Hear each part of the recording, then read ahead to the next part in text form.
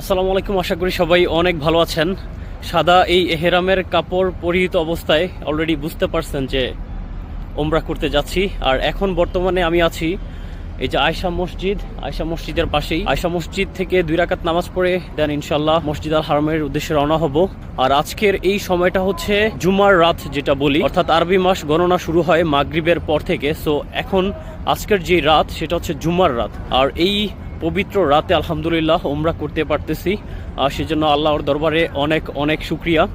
এবং আরেকটা বিষয় আমি আপনাদেরকে বলতে চাচ্ছি, যেটা হচ্ছে ধরেন সৌদি আরবের বাহিরে যারা আছেন তাদেরকে যদি আসলে বলা হয় যে চলেন উমরা করতে যাই, তখন তাদের কাছে যে বিষয়টা সবচেয়ে বেশি প্রাধান্য হয় সেটা হচ্ছে ইকোনমিক্যাল যে সাইড, অর্থাৎ ওই এনাফ পরিমাণ যেই সামর্থ্য, সেটা তখন একটা ফ্যাক্ট হয়ে থাকে যে আমার কাছে এনাফ পরিমাণ টাকা নাই। কিন্তু ওই মানুষগুলো কিন্তু কখনো বলে না যে আমার কাছে সময় নেই।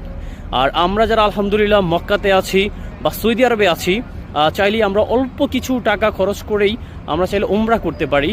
তাদের কাছে আসলে তখন আমরা বলি যে আমাদের সময় নেই। আমরা এইটা বলি না যে আমাদের টাকা নাই, কারণ আপনি সৌদি আরবের যে কোনো প্রান্তেই থাকুন না কেন, যাতায়াত ব্যবস্থার কারণে আপনার কাছে উমরাটা এত বেশি এক্সপেন্সিভ না।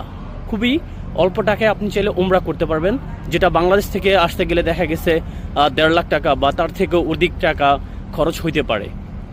সো আল্লাহর এই নিয়ামতটা আমরা যারা স্পেশালি সৌদি আরবে আছি তারা এত সহজে পাওয়া সত্ত্বেও আমরা অনেকেই হয়তো এমনও হয়ে যায় 1 বছরও একটা উমরা করতে পারি না বা আমরা করি না।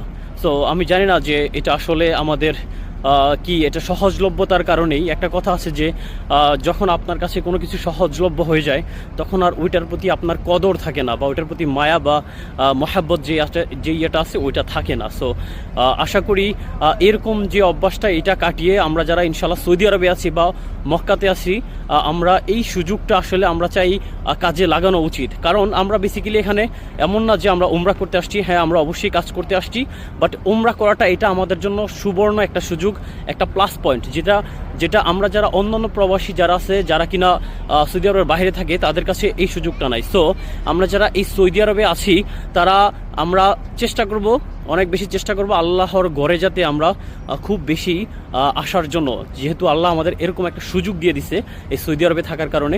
সো স্পেশালি সৌদি আরবের প্রবাসী যারা আছে তারা চাইলে আপনাদের এই যে মূল্যবান সময়টুকু আপনারা চাইলে বারবার আল্লাহর কাছে, আল্লাহর ঘরে আসতে পারেন।